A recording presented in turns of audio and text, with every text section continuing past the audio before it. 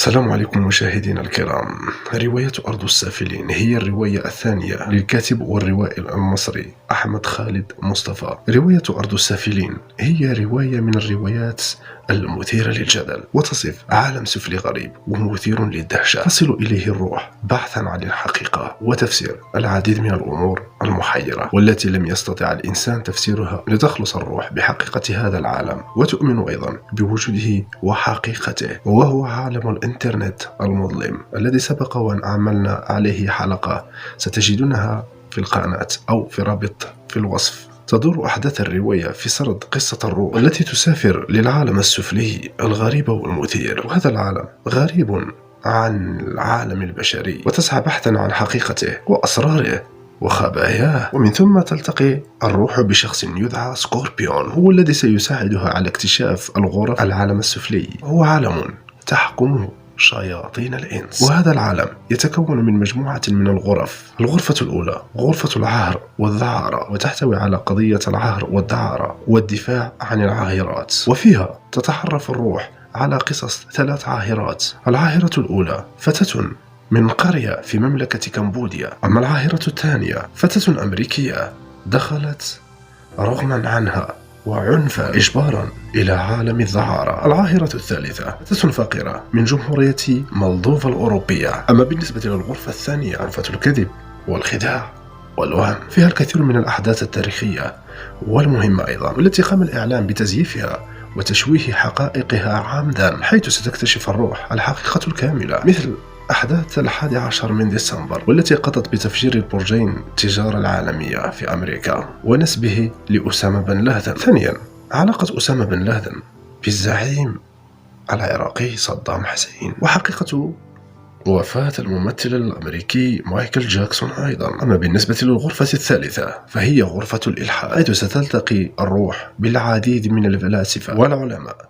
ورجال الدين، ومن بينهم ابن سينا والغزالي وابن رشد، إينشتاين وداروين وابن تيمية وغيرهم من العلماء والفلاسفة والمبدعين. وستجد الروح هؤلاء الناس كلهم يتناقشون، أو العلماء كلهم يتناقشون في القضايا التي مرت على العالم وحيرت العلماء والجميع، مثلا متى خلق الكون ومن خلق الكون؟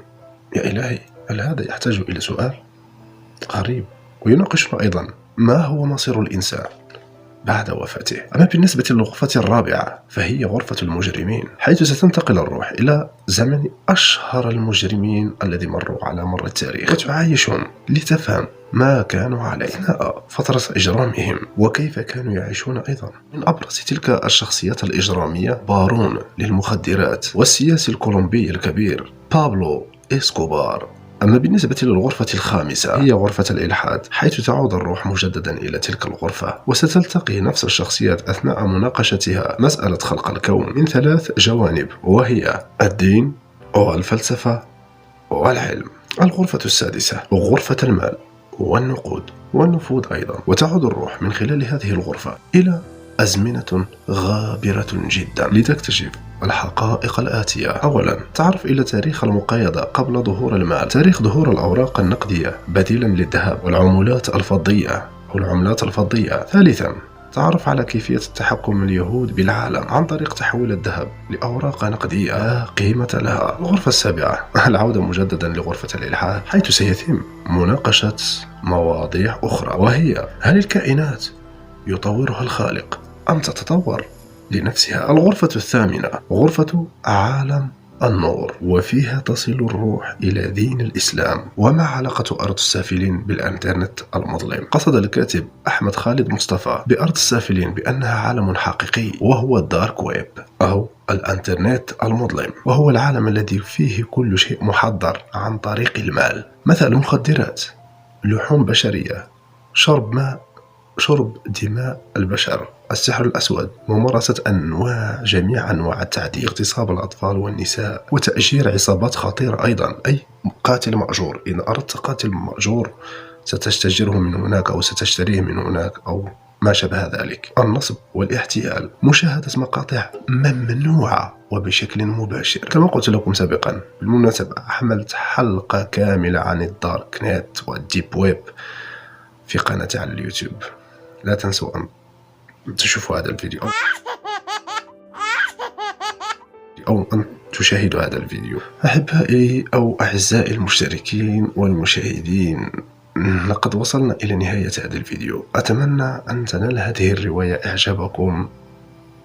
بالنسبة للمصادر فهي للدكتور والروائي أحمد خالد مصطفى. نعم، أتمنى أن تنال هذه الحلقة إعجابكم، وإن أعجبتكم لايك ومشاركة الفيديو وتعليق يدل على مدى حبكم لهذه القناة لكي نستمر في نشر المزيد. وانتظروا حلقات جميلة في رمضان. حلقة